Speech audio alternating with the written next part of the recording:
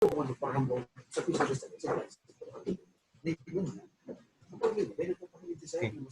Sir Raja?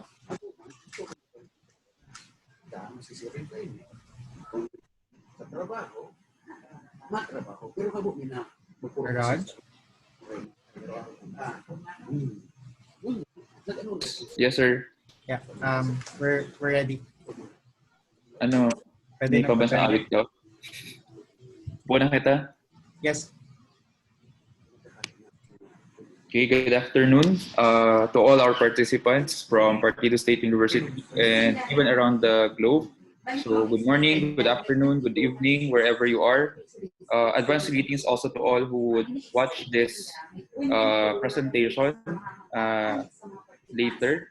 So this week we have a new set of speakers in our Balongibog talks with the theme Situating New Normal of Advanced Education. So for those who are first-timers in our Balongibog talks, this is initiated primarily by Museo de Isarog. Balongibog comes from two words, balalong, an ancient communication tool among the peoples of Partido, especially Partido in Camarines Sur, and Balangibog, which means to broadcast or to share. So just like what we are doing right now, we are broadcasting, sharing insights, information to everyone through social media, through video conferencing tools, and even beyond. Okay, so this afternoon, we are privileged to have with us our third speaker in this series. Just to give you a brief recap, last Monday, we had Dr. Maria Wendy Saloma, I'm sorry. Then yesterday, the second lecture, we had Dr. Mariel Estrella. This afternoon, our speaker is an assistant professor for Partido State University under the School of Graduate Studies. He has over 15 years of development, planning, and management experience in community organizing. He served various capacities such as research analyst, planning officer, and division chief for operations handling the Partido water supply system at Partido Development Administration in, of course, in the 4th District of Camarines Sur. He served more than 7 years as founding chairman of Kawayanon for Lasting Mangroves, a people's organization established with the primary intent of rehabilitating the denuded mangrove forests, and developing sustainable livelihoods for resource-dependent communities. His advocacy on sustainable development is fueled by his desire to create opportunities for the less privileged individuals from the countryside in the Philippines. He obtained his Master of Arts in Sustainable International Development from the Heller School for Social Policy and Management at the Brandeis University in Massachusetts, USA, as a Ford Foundation International Fellow. Ladies and gentlemen, it is our honor to have Professor Charlie V. Balagtas as our resource speaker this afternoon.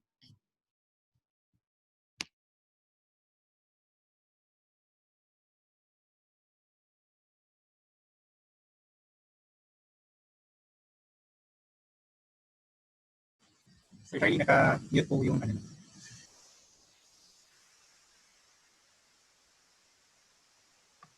Naka-mute si sir. Sir Charlie, naka-mute ka po. Thank you, Sir Rog. Good afternoon, everybody. In other parts of the globe, you might be at different time zones. So I'd like to greet you good morning, good evening, or whatever time it is today to everybody, and to the future visitors of the website and of the Facebook page of the Museo de Isarog. Whatever time you might want to visit, you're welcome to visit and watch this podcast. I hope you'd be able to get valuable information out of this talk. Although I'll be sharing only a small amount of information that I've gathered, and I've based my thoughts on the experience I've had in the public service and the ones that were shared to me by fellow government servants in the local government units. This afternoon, I will be talking about public administration and governance amidst COVID-19 pandemic. The emergence of COVID-19 pandemic has significantly altered local governance in the Philippines and beyond. The spread of the virus is expected to continue until a vaccine is developed. We all know this. This new reality prompted local government executives and policymakers to adapt to the new normal and ensure the continuous delivery of public service. So my talk will cover issues, concerns, and strategies that local government in the Philippines may look into while advancing social justice. It's not easy to continuously provide public service amidst a serious threat to public health. Local government officials has to consider public health and at the same time the satisfaction of the clients who are availing or at the end of the service delivery. Ensuring the continuity of public service delivery amidst the pandemic poses a serious challenge to local chief executives. The risk of infection is quite high, especially in areas where community transmission were evident. Thus, adopting smart actions to cope with the challenge was and is a must.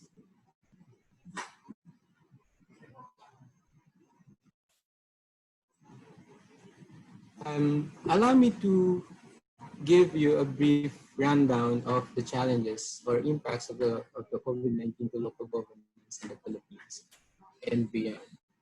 Many local governments in the Philippines rose above the challenge amidst the pandemic by simply implementing the health protocols recommended by the Department of Health and other precautionary measures suggested by the Philippine Interagency Task Force and other agencies. They were able to continuously offer the services to the public despite a difficult situation. But peculiarity of each local government in terms of demographic composition, geographic location, accessibility, and availability of needed resources are all challenges which vary in scales and levels. It is therefore essential for local leaders to really examine the details and implications of their actions. There's no one-size-fits-all concept that will address the attendant problems across the country due to the pandemic. There is also the challenge of inclusivity. As we all know, people are always complaining, feeling that they are being left out when services are being provided to the general public. And in providing continuous public service amidst the pandemic, responses need to be fast. The need is immediate and the response is also needs to be immediate too. It has to be effective. Services should suit the need. There's no room for error. People are always demanding appropriate actions once they're requesting for the services they're expecting from the government. But those actions and the services, the way we provide those services, must also be flexible. Services need to be adjusted. Some service delivery had to be adjusted to the situation, not following the usual service delivery protocols that we are used to do in providing those services. At the end of the day, people also have to be accountable. The ones who are providing those services still needs to be accountable for their actions, because at some point in time when people are wary and people doesn't want to be interrupted with whatever they're doing, some people becomes and reacts negatively to criticisms, and these things needs to be avoided. Some level of accountability to their actions.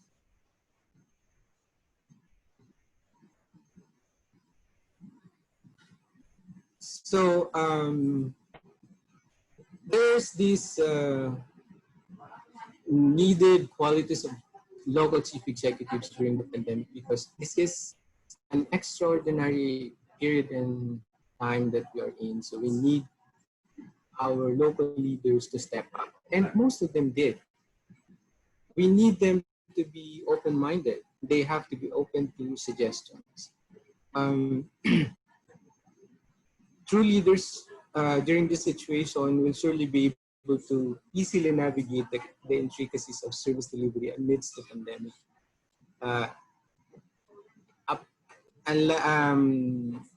Added to this being open-minded, they have to be service-oriented.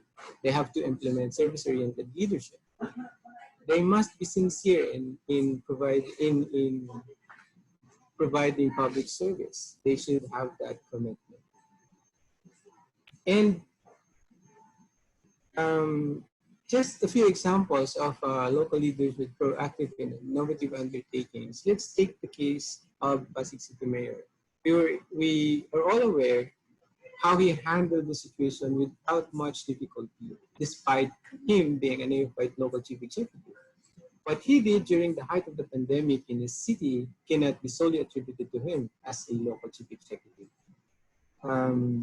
If you were watching TV or following him through other media, he has been very transparent about it, that most of his actions were actually suggestions from his constituents and members of his team. So he's not taking credit for the actions that he has adopted and the actions that he has taken that benefited the entire city of Pasig. He rather mentioned most of the people behind those actions.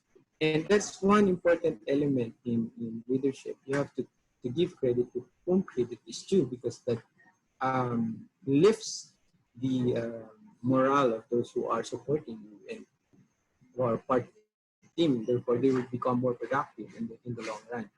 Many of the accomplishments he had during the pandemic, say for instance, the use of drones for disinfections and monitoring of citizens' compliance to community quarantine rules, was due to his open-mindedness to his team's suggestions. This is a solid example of inclusive and collective leadership. And another example is the mayor of Manila, the mayor of Makati, and other cities across the metro, and even mayors in the provinces and in the countryside. We have our very own mayor, like we have Mayor Pan, who was very aggressive in providing the services needed in the communities, even in the far-flung areas. We have Mayor Chiki, who was, at that time when there was an infection in Tigaon, opted to make those who were quarantined feel that they were welcomed in the community. I just talked to her just a while ago, and she said that it is essential for community to really accept those who were quarantined and suspected COVID patients upon completion of their quarantine period, so that when they go back to their daily lives, they will not feel isolated, because it has psychological effects. And also, allowing community to participate in the process makes them easily accept the people who might have who were exposed to the virus. So there will be no in that process there will be no what you call it. People will not discriminate other people from the rest.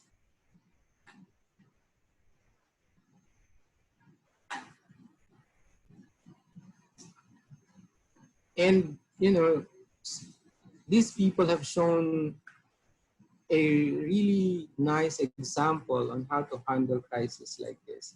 And they have shown enthusiasm and commitment to transparent and responsive governance. These are very good examples.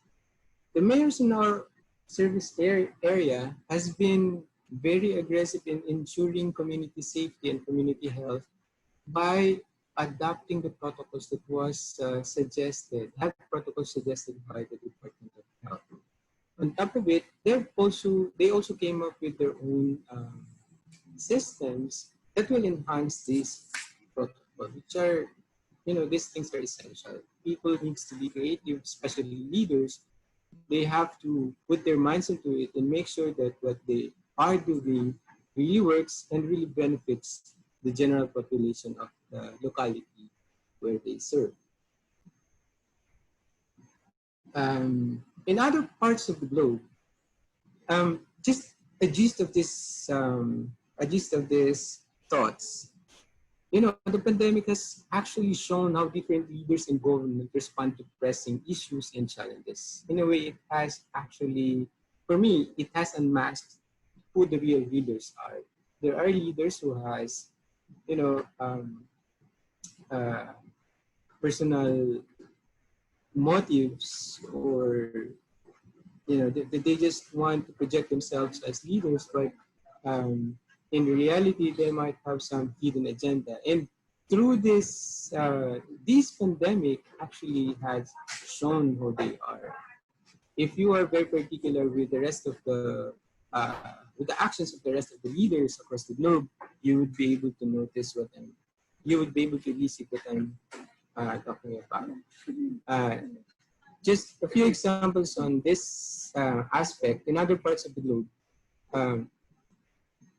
the pandemic has actually caused severe damage to local leaders due to their different agenda. Take the case of Brazil. The president has a different perspective on the spread of on the COVID-19 pandemic.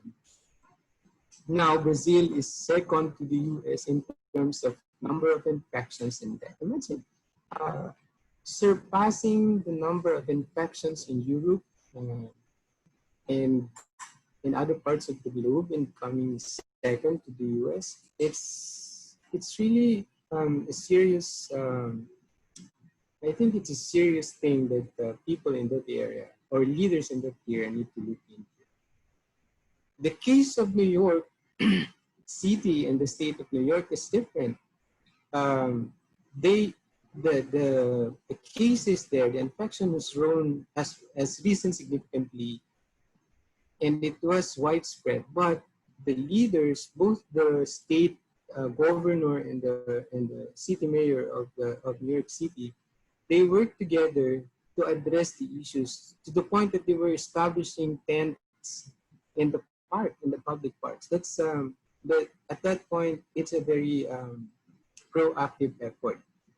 They have even used one of their hospitals, I think one of their floating hospitals as a functional facility for the in response to COVID-19 pandemic. And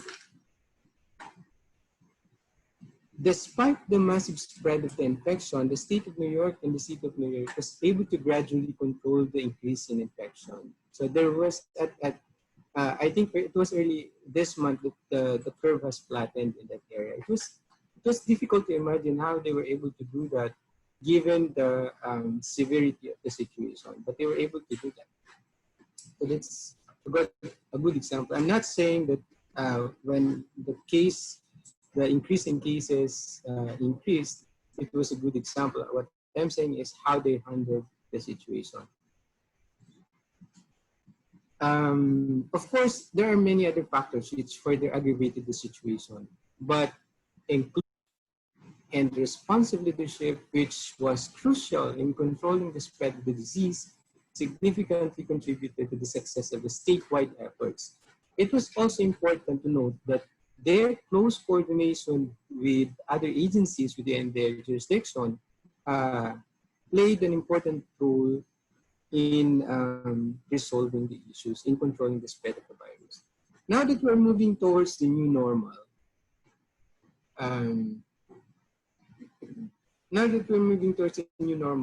LGUs, going back to the Philippines, LGUs need to adjust to it and hasten their adjustment efforts. We need to move fast because we don't have much time.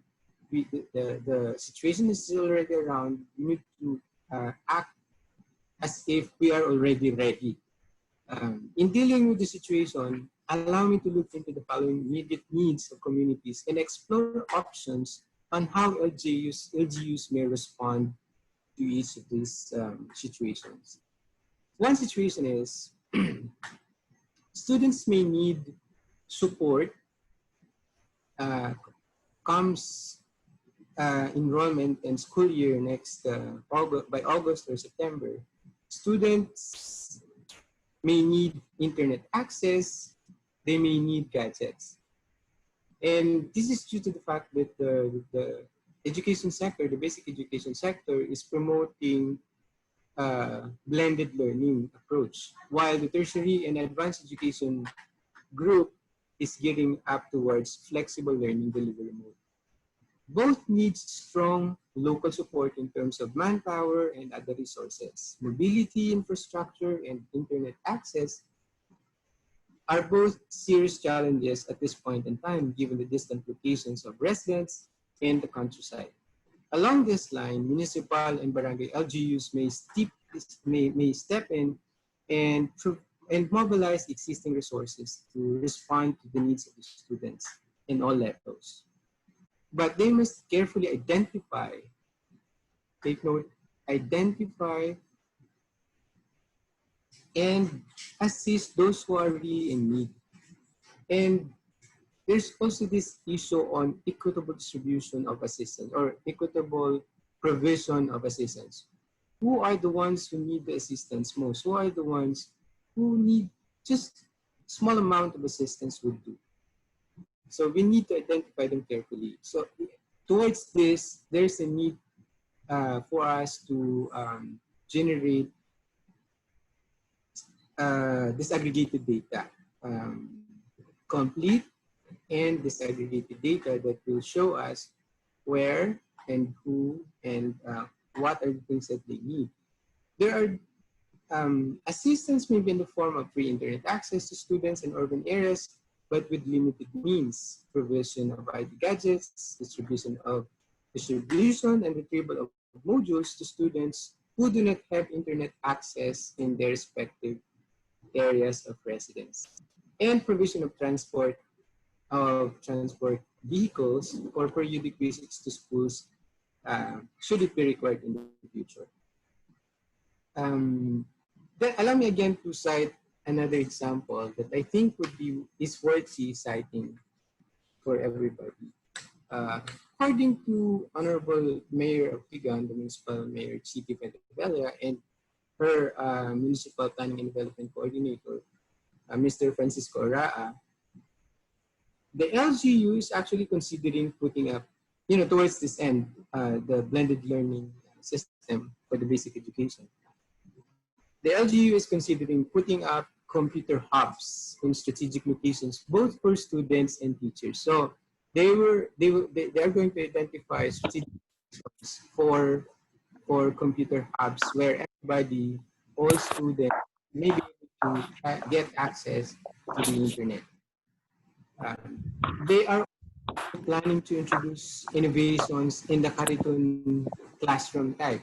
I don't know if some of you are aware of Kariton classroom. This is,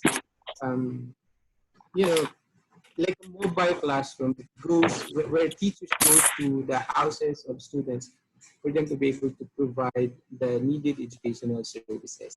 So teachers will be visiting homes of students, or they may find common area, maybe not, still following the health protocols, like 10 people will be allowed to attend a session, but teachers should be coming over to provide them the lecture or the needed educational services. The LGU is also planning to procure printing machines. This is one thing that I've noted. They are actually thinking of students who do not have access to internet and do not have gadgets. So faculty members will be obliged to print their modules and have them handed to these students for them to do it manually, to do the to have the learning process.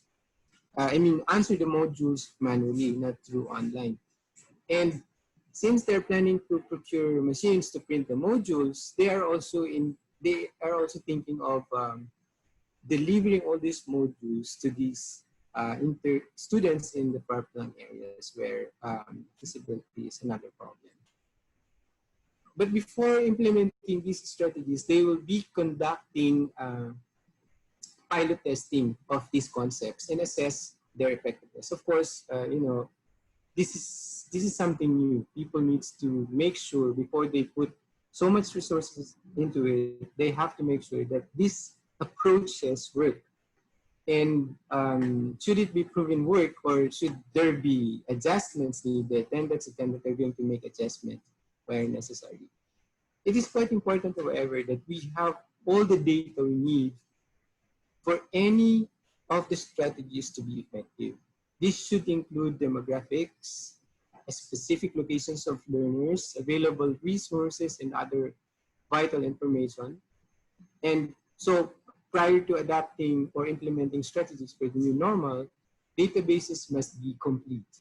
Completeness and accuracy of data are among the primary determinants of success of any undertaking, actually by any agency.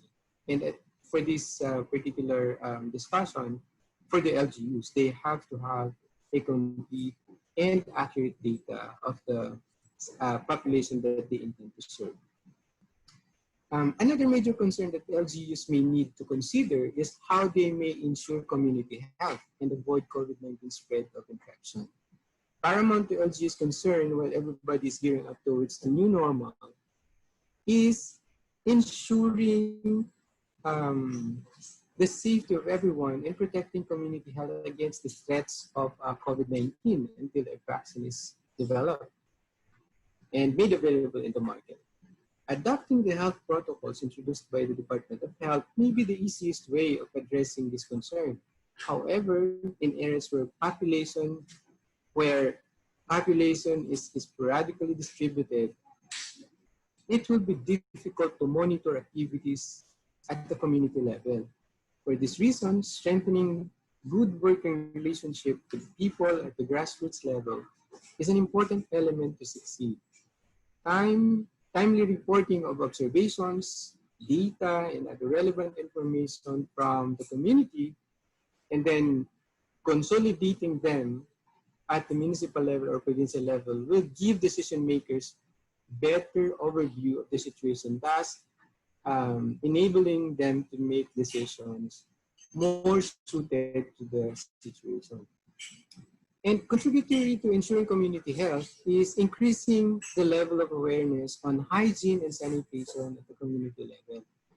Let us all remember that not everyone has access to information dissemination through the social media, print, and broadcast media, be it TV or radio. Some people are simply ignoring these reminders. There are people who are not mindful of what's happening around them. Of maintaining hygiene. So they're just disregarding the importance of hygiene. Having said that, traditional information dissemination and education campaigns may still work under these circumstances, thus creating and developing IEC materials, improving them through infographics, because infographic catches attention, will do the trick. To my mind, people are still very visual. So if we're able to come up with infographics that's very informative, it will help the general population to better understand the significance of hygiene and other practices as suggested by the health department. Access to clean water is also essential. So public faucets connected to a level 3 water system may help, especially those who have very limited means. And LGUs may also look into how to establish and develop or support industries, small, medium enterprises that will create jobs, which will be needed by the local residents, and how to cushion the effect of the economic effects of the pandemic to local business and jobs. Creation of livelihood opportunities and streamlining business permits. Permit processing might be a starting point. Livelihoods may be, since we are very agricultural, maybe in the form of assisting farmers and agricultural, those who are into agricultural production, because this industry actually produces jobs depending on the kind of agricultural product that they are into. Promoting local products, promoting the local products and consuming locally produced agricultural goods may also help local food production, because you might have already seen it on TV and other sources of information that there's so much production of other agricultural produce like tomatoes and vegetables, to the point that farmers are experiencing a lot of losses in their sales. So maybe developing a database that will show everybody how much production we have and the level of consumption that the community may need at a certain point in time will inform our producers that they should not be producing too much of a certain type of product if they don't have, if the LGU or the locality have no means of selling them outside that locality. But if the LGU will be able to assist these farmers or local producers of agricultural products sell their products outside their locality, then it will be good for them. But first and foremost, they have to be informed how much the locality need, so that they will not engage into into production of these goods, knowing that they might go to waste once during harvest season. LGUs, well, online businesses is popping out nowadays, so maybe a support on how online businesses may further develop at the local level may also be helpful. What other LGUs are doing is they're tapping the services of, like we have habal in our areas, and since they're not allowed to carry passengers, in the first place, they're not actually recognized as legal means or proper means of transportation. LGUs may help them by tapping their services and asking them to deliver goods from one point to another, maybe from the store to the market or from the production area to the market. Arrangements can be done along that line. Another thing that the LGU can do is probably organizing local producers.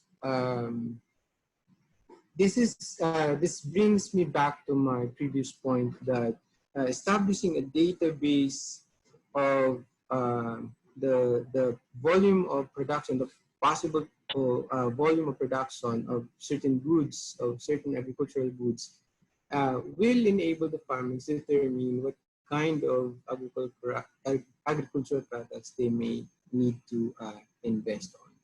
Of course, all of these will entail significant amount of financial resources, and essential is meticulous planning. Although we have limited time to prepare, we still need to anticipate possible attendant problems, since the situation is still very liquid and is still continue to evolve. In closing, I think what's essential at this point in time for local leaders is to be attentive, or to pay attention to what's happening. If there is an evolution of problems, are there new developments that needs to be looked into how much resources would they be needing at certain point in time to make sure that problems are properly addressed are among the things that they have to put forward to make sure that the problems doesn't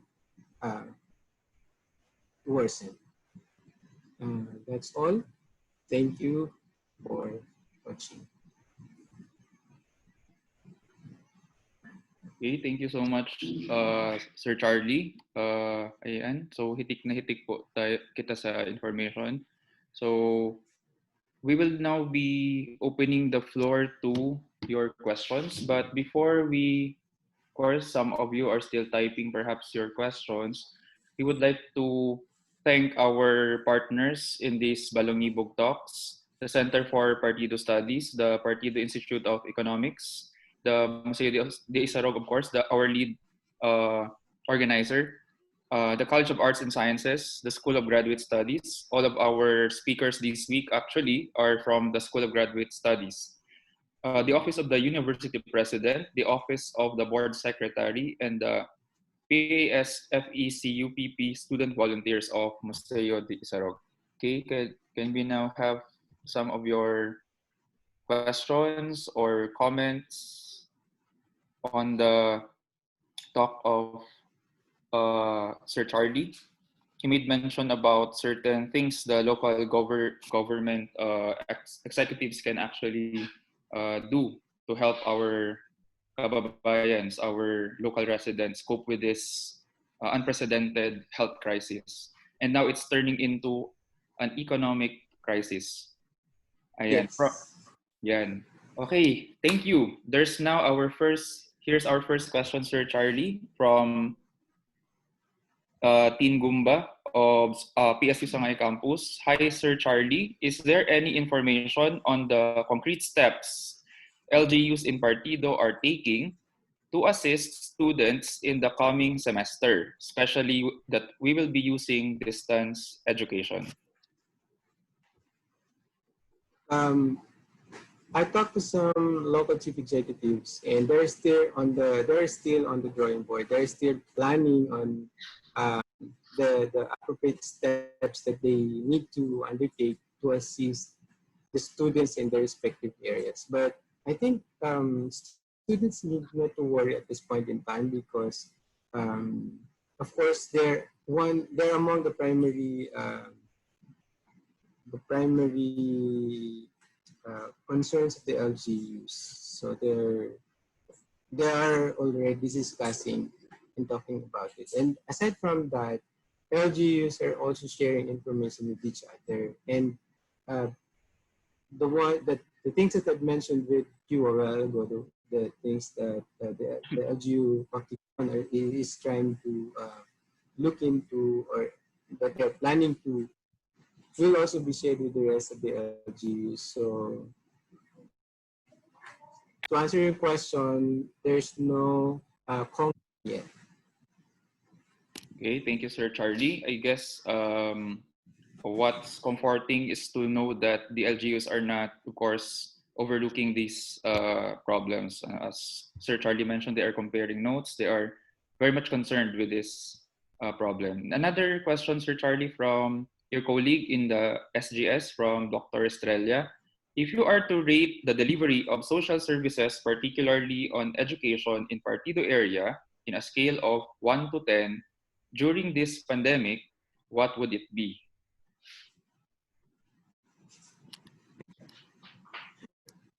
I am part of the education sector, so I don't know how to respond to the question. For me, we are doing well. I think the difficulty for the service providers is really the accessibility and the availability of resources and reference materials that are being used to our students. I would not, Ma'am Maria, I would not give my rate on that or rate the service delivery. I think we're doing good. Okay.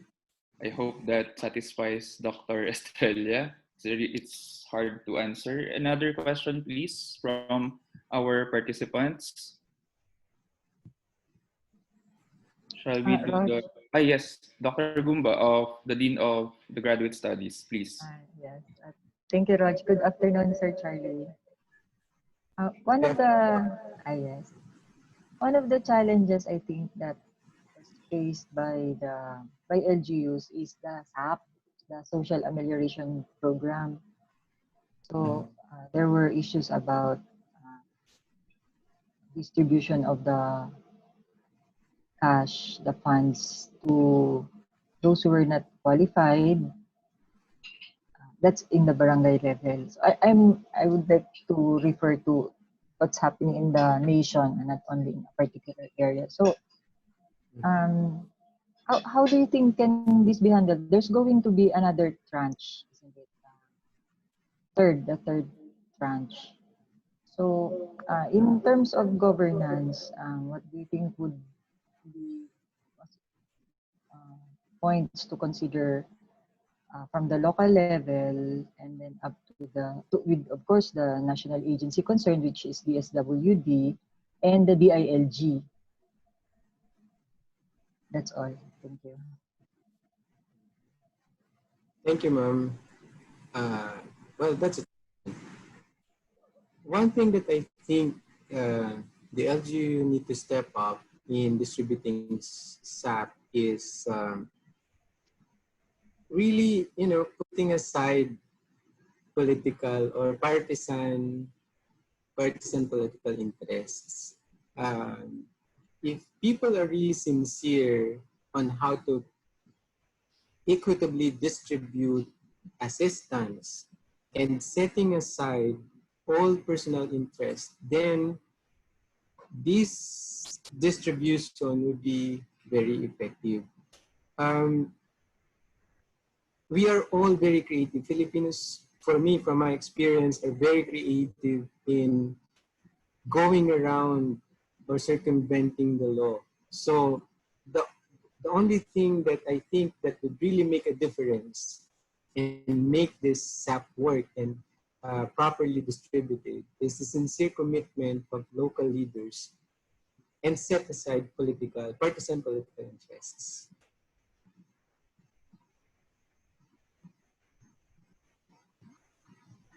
Thank you. Did I answer your question, ma'am? Burns, do you have a follow-up question?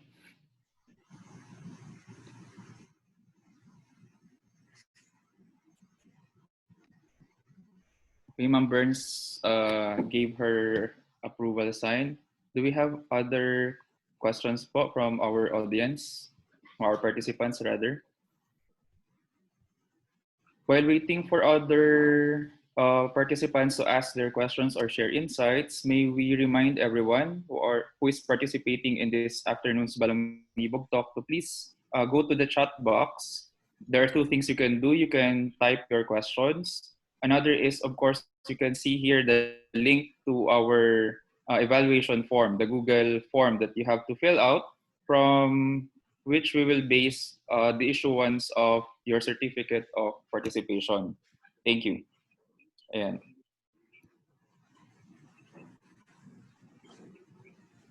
I have another question. Go ahead po, ma'am. Sige. So, Sir Charlie, another tough question. I know, in the field of public administration, most HAIs in the Bicol region, even in the country, are offering master in public administration. So, at this point in time, everything really is disrupted because of the COVID pandemic. What do you think in the faculty and students, especially of graduate schools, do in terms of instruction and research? What are the possibilities in governance? Yeah, tama. Governance, local governance. Uh, I think it would be for the faculty or for the students. I'm sorry, I might have missed some. Both. Oh, both. So for the faculty, instruction and research. For the students, research for their thesis probably or dissertation. Yeah, thank you, ma'am. I think the best, not really the best, one thing that we can do for faculty members is, you know, uh, keep ourselves abreast of what the LGUs are doing. And not only within the area, but also take time and have patience to also look at what's happening or what other LGUs are doing in other parts of the country, and comparing the actions that they have taken using, since we're not part of the area of their service area, then we can probably disappear without bias the effectiveness of their actions, whether they're doing it the right way or they're missing something. And from that, from going deeper into the activities of the LGUs, we would be able to find areas that may need further study, and that would be for our students. That would be areas for research for them. That would probably allow us to elicit more answers to these governance, so the governance aspect of LGUs, LGU management.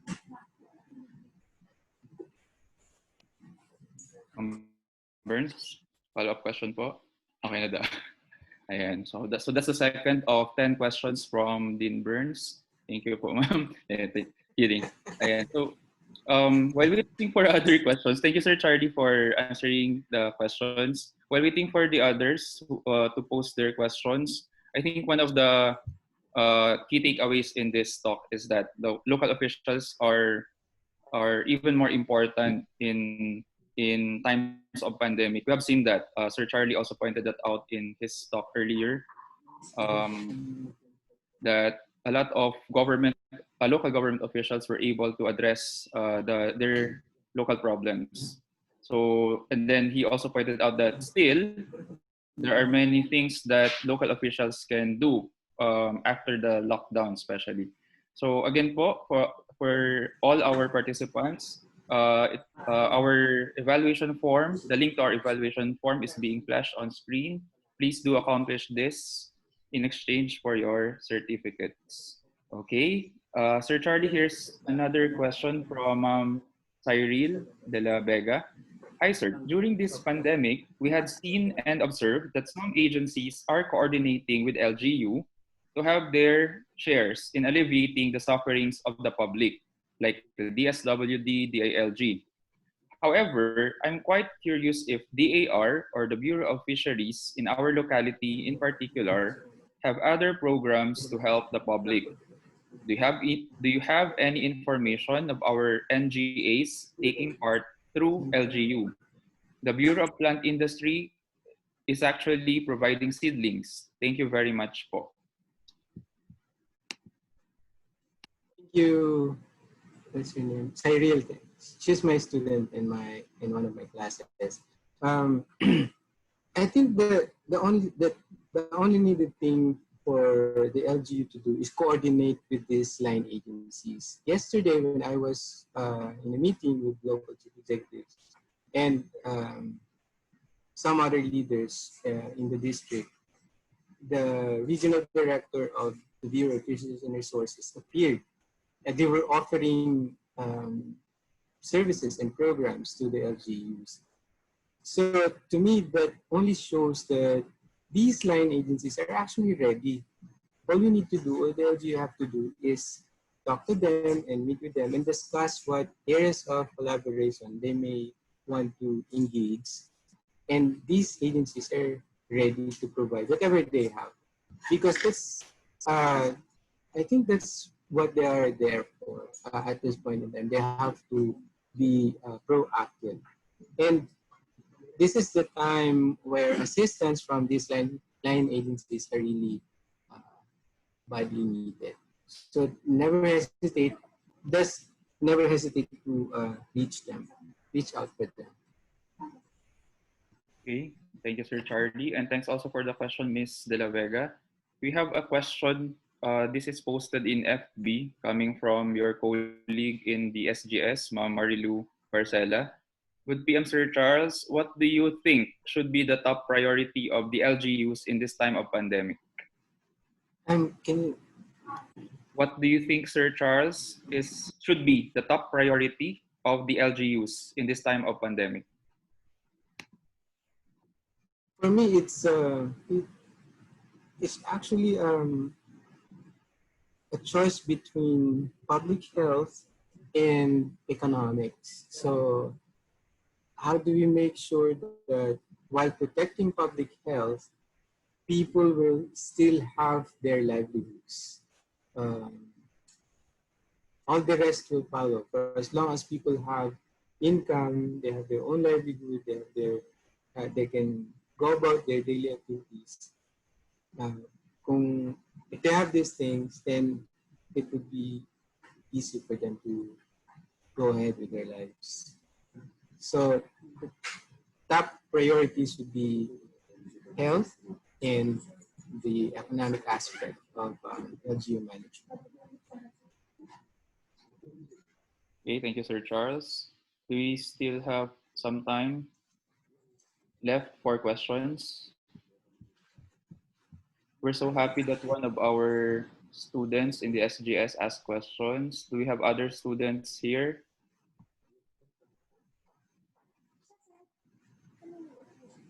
None? Otherwise, the dean would be... Do you have another question, Ma'am Burns?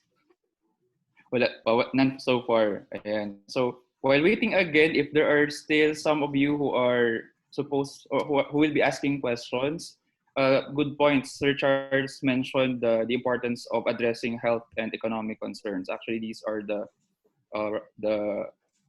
I think the most important things to address. While people are protecting themselves from the virus, they also need to earn something. So that's really very important at this point. Any other concerns, insights, or questions?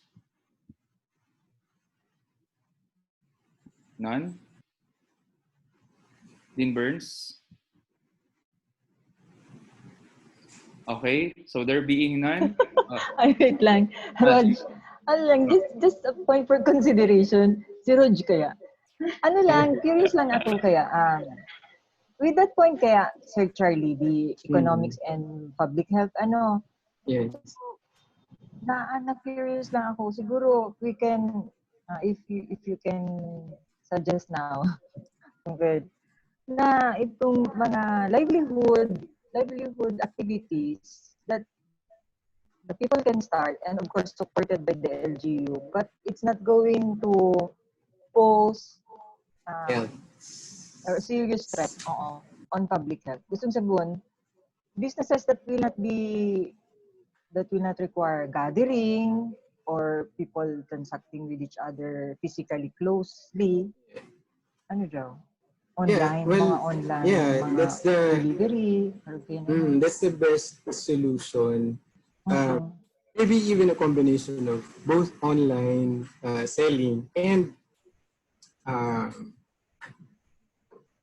on-site selling. But on-site selling would only be for those goods that needs, that needs customers keen eye in selecting the kind of goods or the kind of product that they would want. Sometimes online selling doesn't work for goods that needs inspection, physical inspection. Mm-mm. So I guess Ah, that's among the best livelihood options at this point in time. Uh, Cooking, probably offering okay. uh, cooked foods would also be nice. So basically, selling, buying and selling.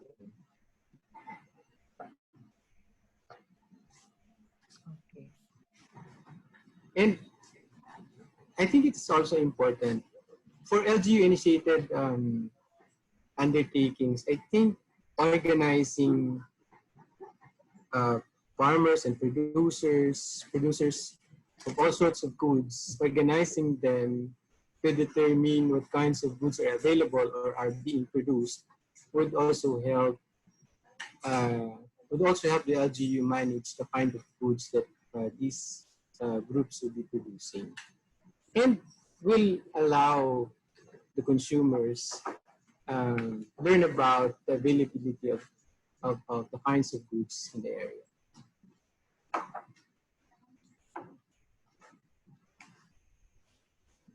Okay po. Okay, I think that's the last question from Dean Burns. So before we call it a day, again, thank you everyone for participating. Thank you very much, Sir Charles, for imparting your knowledge or ideas with us this afternoon, despite your very busy uh, days, weeks. Thank you very much. And again, thank you very much to all our participants from all around the world. Sige. So, are there still other announcements, Din Burns, from our other partners in Balongibog Talks, Museo de Isarog, before we formally end? Sir Earl? Lecture ni Dean Burns. Yes. Please do the announcement.